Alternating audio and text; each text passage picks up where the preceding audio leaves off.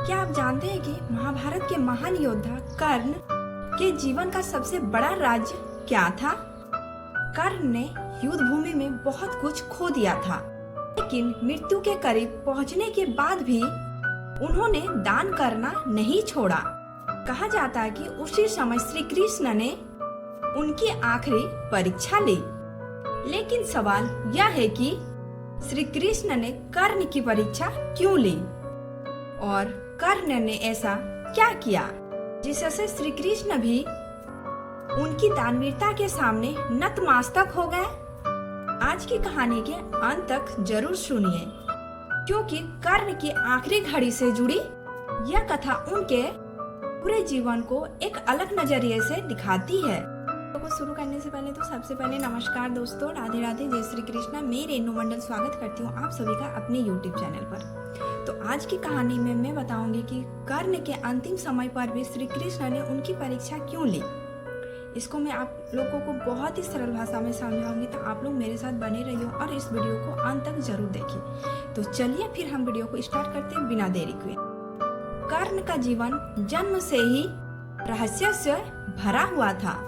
वो कुंती के सबसे बड़े पुत्र थे, लेकिन परिस्थितियों के कारण उनका पालन पोषण अधिरथ और राधा ने किया। कर्ण को बचपन से ही अपनी पहचान के लिए संघर्ष करना पड़ा। जब उन्होंने युद्ध कला में अपना नाम बनाना चाहा, तब भी उन्हें कई बार अपमान सहना पड़ा, लेकिन कर्ण ने हार नहीं मानी। उन्होंने अपनी मेहनत से खुद को एक महान योद्धा बनाया और उनकी एक खास पहचान बनी, दानवीर कर्ण। कहा जाता है कि कर्ण के द्वार से कोई याचक खाली हाथ नहीं लौटता था। कर्ण के जीवन में दुर्योधन का बहुत बड़ा स्थान था। जब बहुत से लोग कर्ण का अपमान कर रहे थे, तब दुर्योधन ने उन्हें सम्मान दिया। कर्ण ने इस मित्रता को जीवन भर निभाने का वचन दिया।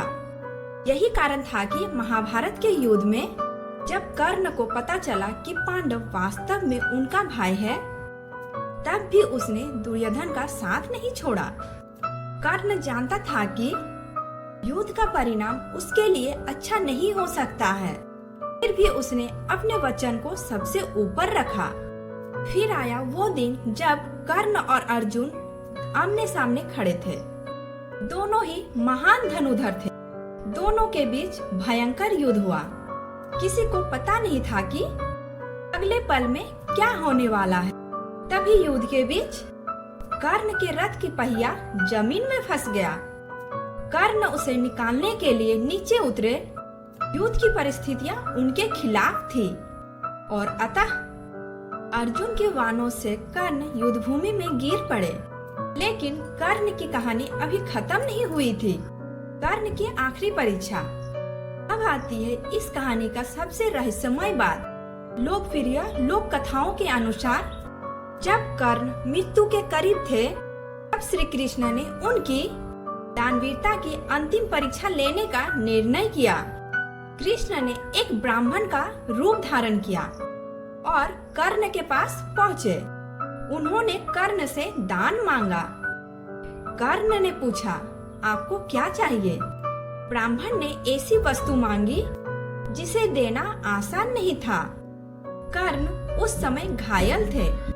उनके पास देने के लिए लगभग कुछ भी बचा नहीं था, लेकिन उन्होंने फिर भी याचक को खाली हाथ लौटने के लिए इनकार कर दिया। कथा के अनुसार कर्ण ने अपने अंतिम स्थिति में भी दान देने का प्रयास किया। उनकी इसी भावना को देखकर श्री कृष्ण ने अपना वास्तविक रूप प्रकट किया। श्री कृष्ण ने कर्ण की कमजोरियां जानते थे। वे जानते थे कि कर्ण ने दुर्योधन का साथ दिया था। वे ये भी जानते थे कि कर्ण ने कई ऐसे फैसले लिए जिसके कारण महाभारत का युद्ध और भी कठिन बना। लेकिन श्री कृष्ण यह भी जानते थे कि कर्ण के अंदर एक ऐसी विशेषता थी जो बहुत कम लोगों में होती है। वो थी अपना सब कुछ खो देने के बाद भी दान करने की भावना। कर्ण के पास जीवन के अंतिम समय में भी अपनी प्रतिष्ठा और अपने वचन के अलावा बहुत कुछ नहीं था। फिर भी उसने दानवीर होने की अपनी पहचान नहीं छोड़ी। कर्ण की कहानी केवल एक योद्धा की कहानी नहीं है, यह संघर्ष की कहानी है। एक ऐसी व्यक्ति की कहानी जिसे जीवन भर अपनी पहचान के लिए लड़ना पड़ा। जिसने अपमान सहा लेकिन खुद को साबित किया, जिसने मित्रता निभाई लेकिन कई बार इसी मित्रता के कारण गलत पक्ष में भी खड़ा हुआ, और जिसने मृत्यु के समय तक अपनी दानवीरता की पहचान को बनाए रखा। इसलिए कर्ण की कहानी हमें यह समझाती है कि किसी इंसान के जीवन में अच्छाई और गलतियां दोनों हो सकती है। कर्ण महान योद्धा था, लेकिन वो एक जटिल चरित्र भी था। कुछ फैसले गलत थे और कुछ गुण अद्भुत। शायद इसी वजह से महाभारत के हजारों पात्रों में कर्ण का नाम आज भी लोगों को सबसे ज्यादा आकर्षित करता है। तो दोस्तों, कर्ण की आखिरी परीक्षा की यह कथा हमें एक बात जरूर सिखाती है।